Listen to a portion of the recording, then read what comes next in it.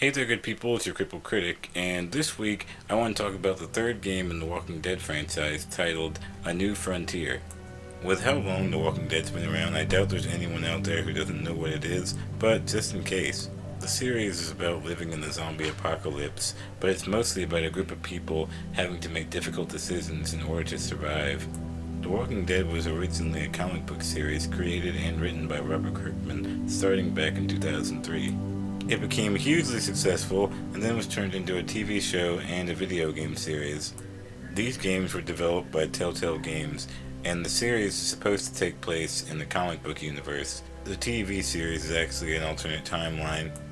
The original writers for the video game series were Sean Vanneman and Jake Rodkin, but I previously mentioned that they left after the first game was made and made their own company called Campo Santo. The new lead writer of the third game is a guy named Brad Kane. Interestingly enough, I've heard he also left Telltale Games a few months ago, but he is still credited as the lead writer of the third game. Ask anybody who knows me and they'll tell you I'm a huge fan of The Walking Dead. The first game in the series is one of my favorite games of all time. Not only are the games partially accessible to most disabled gamers, but I feel like the games have a universal appeal to people who don't even usually play video games. The Telltale game design is sort of an evolved form of the point-and-click genre.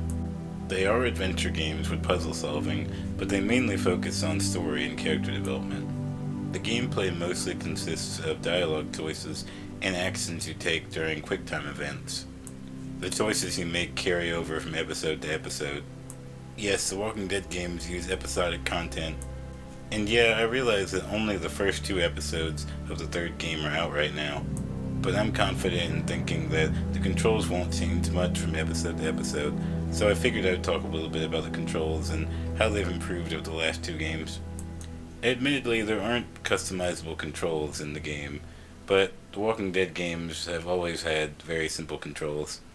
You move the character around the left control stick, and you aim the reticle or the camera with the right control stick.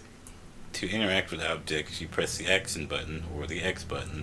Unless you just want information about an object, that's when you press the triangle button. For dialogue choices or QuickTime events, you have to press one of the X, square, triangle, circle buttons.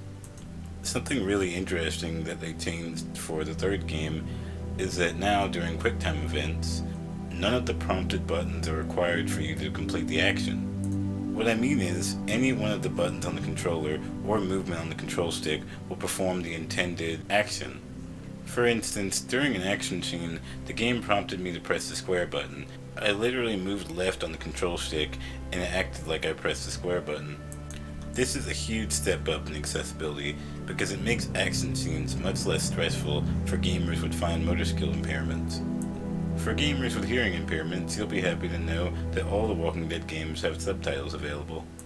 A new feature the third game added in the options menu is the ability to change the size of the subtitles to fit your preference.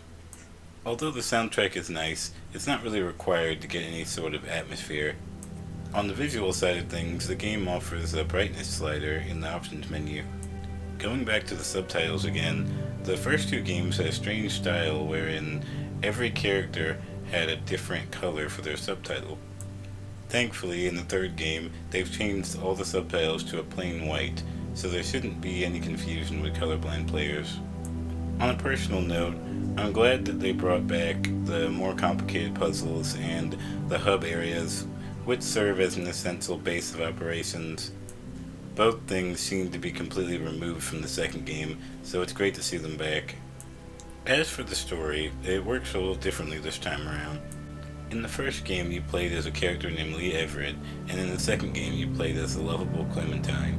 In the third game, you'll still play as Clementine, but you'll also be playing as a new character named Javier. The actions you took in the previous games carry over, and they influence what kind of character Clementine will be in the third game. It's really awesome to see Clementine become older and a much more independent, badass character. This really necessary? I don't know you, I don't trust you, and I'm not taking any chances. So it's safer for both of us if you're tied up. Hey, that's fine with me. I don't trust you either. Glad we understand each other. The name's Javier, by the way. People call me Javi. Clementine. Like I said before, the story isn't finished, but I can say that the third game isn't as bleak and hopeless as the second game was. Granted, almost all of the characters from the previous games are dead, so you'll be seeing a lot of new characters. There are some familiar faces, actually a few characters from the comic book. Hey, what do we call you? Sorry, forgot to introduce myself. It's Paul, but my friends call me Jesus. So Walking Dead: A New Frontier is a great new entry to the series. It has good improvements to the gameplay and what seems like the same zombie fighting fun that the other two games had. If you've never been a part of the Walking Dead experience, I recommend starting with the video games. Compared to the TV show, they have a lot more consistency. Alright guys, thank you so much for watching, and I will see you later.